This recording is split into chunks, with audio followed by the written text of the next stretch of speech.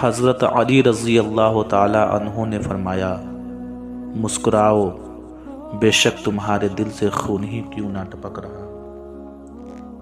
دنیا میں دو کام بہت مشکل ہے، ایک اس کے ساتھ رہنا جس سے محبت نہ ہو، اور دوسرا اس کے بغیر رہنا جس سے محبت ہو۔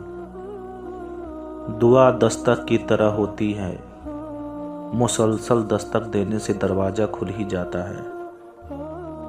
قرآن مقدس میں رب ارشاد فرماتا ہے، وَتَوَكَّلْ عَلَى اللَّهِ وَكَفَى بِاللَّهِ وَكِيلًا۔ قرآن پاک میں اللہ تعالیٰ ارشاد فرماتا ہے، اور اللہ پر بھروسہ جاری رکھیں، اور اللہ ہی کارساز کافی ہے۔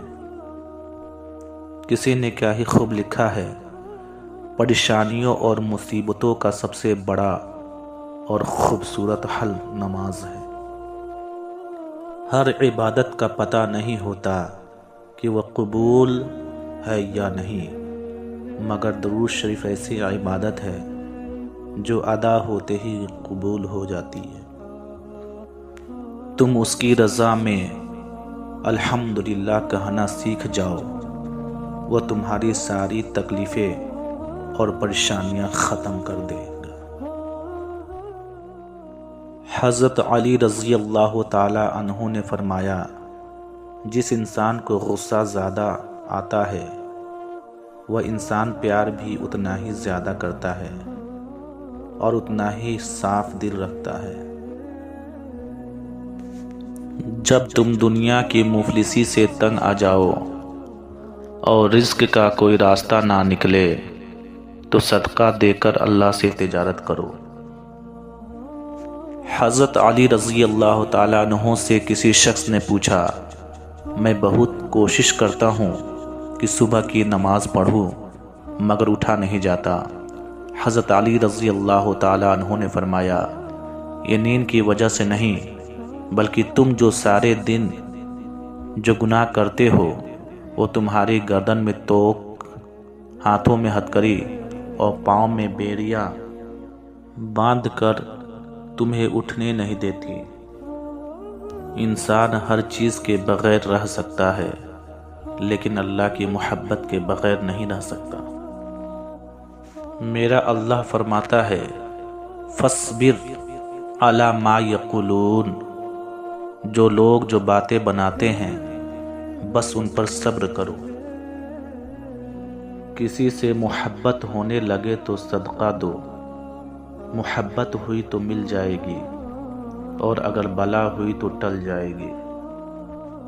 اے رب، میں تیری پناہ چاہتا ہوں، دل کی تنگی سے اور ایسے احساس سے جس کی نہ شکایت کی جا سکے اور جو نہ سمجھ میں آ سکے۔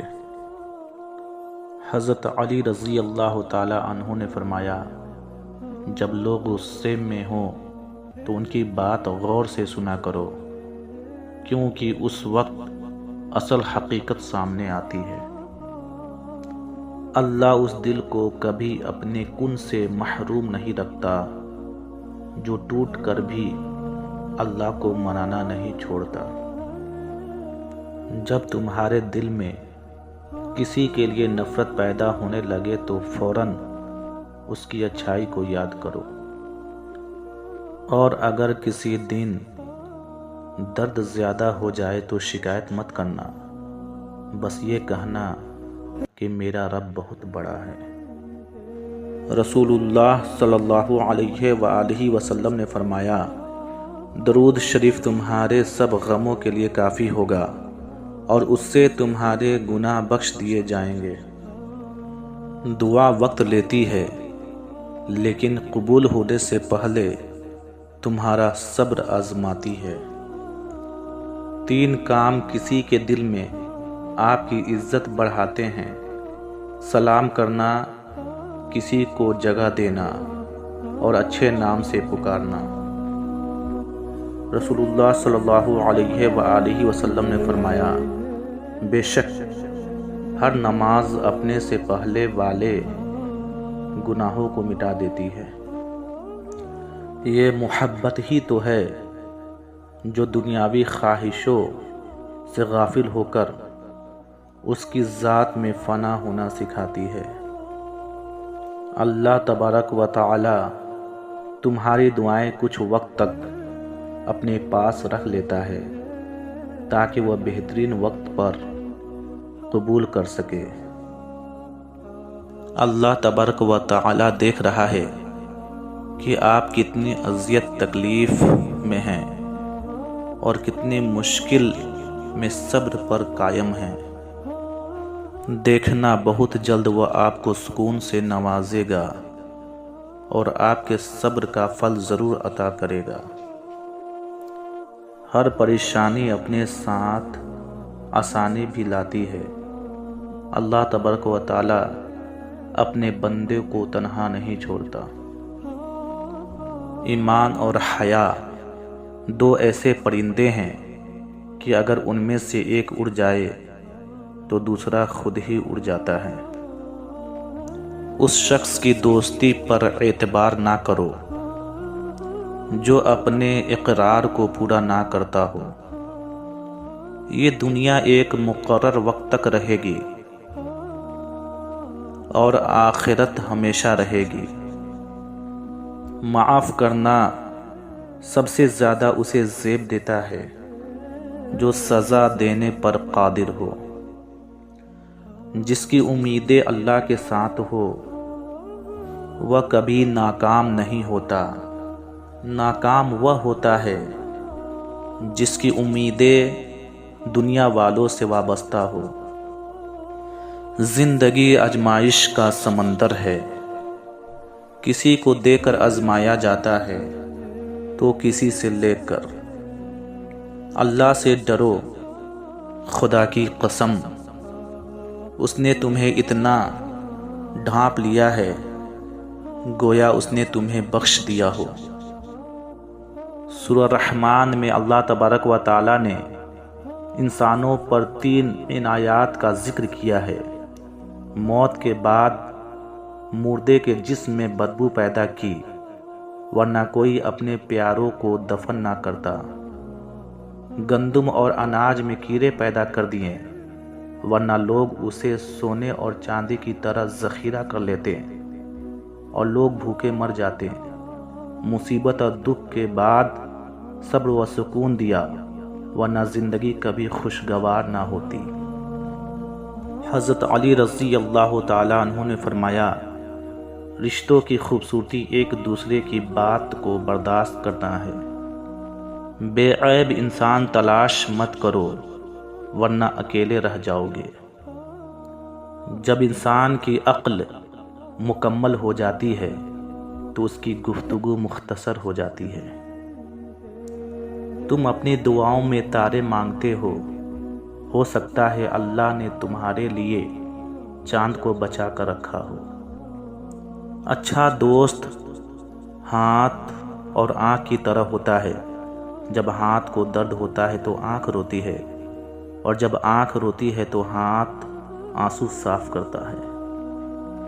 اخلاق وہ چیز ہے جس کی قیمت کچھ نہیں دینا پڑتی، مگر اس سے ہر چیز خریدی جا سکتی ہے۔ جو حق کو چھوڑ کر عزت کا طلبگار ہوتا ہے ذلیل ہو کر رہتا ہے، اور جو حق کے ساتھ دشمنی رکھتا ہے ذلت اس کا ہمیشہ کے لیے مقدر بن جاتی ہے۔ ہتھیاروں سے جنگ تو جیتی جا سکتی ہے مگر دل نہیں، دل تو کردار سے جیتے جاتے ہیں۔ اور پھر میں نے لوگوں سے زیادہ اپنے اللہ تعالیٰ کو راضی کرنا مناسب سمجھا۔ جب دعا کرتے وقت تمہاری آنکھوں میں آنسو آنے لگے تو سمجھ جانا تمہاری دعا بارگاہ الہی میں قبول ہو چکی ہے۔ تہجد پڑھنے والوں کی تو وہ دعائیں بھی قبول ہو جاتی ہیں جن کا ذکر انہوں نے کبھی اپنے آپ سے بھی نہیں کیا ہوتا۔ کائنات کی سب سے مہنگی چیز احساس ہے جو دنیا کے ہر انسان کے پاس نہیں ہوتا۔ عادت پر غالب آنا کمال فضیلت ہے۔ بارش کا قطرہ، سیپی اور سانپ دونوں پر گرتا ہے، جبکہ سانپ اسے زہر بنا دیتا ہے اور سیپی اسے موتی، جس کا جیسا ظرف ویسی اس کی تخلیق۔ حضرت علی رضی اللہ تعالی عنہ نے فرمایا، برے ساتھی سے تنہائی اچھی ہے۔ اللہ تعالیٰ سے مانگنے کے بعد مشکل یا ناممکن کا گمان نہیں رکھتے، صرف یقین سے تعلق مضبوط کرتے ہیں۔ تہجد کا مطلب محبوب کو مانگنا نہیں ہے، بلکہ اللہ سے اللہ کی محبت مانگنا ہے۔ تہجد کے وقت انسان اللہ کے بہت قریب ہوتا ہے، اتنا کہ اپنی ہر دعا پوری کروا سکے۔ یہ ایک حقیقت ہے کہ انسان کو جہاں سے پیار کی سب سے زیادہ امید ہوتی ہے، اسے سب سے زیادہ دکھ وہاں سے ہی ملتا ہے۔ حضرت علی رضی اللہ تعالی عنہ نے فرمایا، برے ساتھی سے تنہائی اچھی ہے۔ اللہ تبارک و تعالی سے مانگنے کے بعد مشکل یا ناممکن کا گمان نہیں رکھتے، صرف یقین سے تعلق مضبوط کرتے ہیں۔ اور تہجد کا مطلب محبوب کو مانگنا نہیں ہے، بلکہ اللہ سے اللہ کی محبت کو مانگنا ہے۔ تہجد کے وقت انسان اللہ کے بہت قریب ہوتا ہے، اتنا کہ اپنی ہر دعا پوری کروا سکتا ہے۔ یہ ایک حقیقت ہے کہ انسان کو جہاں سے پیار کی سب سے زیادہ امید ہوتی ہے، اسے سب سے زیادہ دکھ وہاں سے ہی ملتا ہے۔ اللہ تبارک و تعالی سے اپنا رشتہ اتنا مضبوط کرو کہ تمہیں کسی کے سہارے کی ضرورت نہ ہو۔ حضرت علی رضی اللہ تعالی عنہ نے فرمایا، جب کچھ نہ ہو تو صبر کرو، اور جب سب کچھ ہو تو قدر کرو۔ کپڑے، شکل اور زبان ہمیشہ جھوٹ بولتی ہے، انسان کی اصلیت وقت آنے پر پتہ چلتی ہے۔ اللہ تبارک و تعالی سے کبھی نا امید نہ ہونا، کیونکہ وہ قطرہ مانگنے پر بھی سمندر عطا کر دیتا ہے۔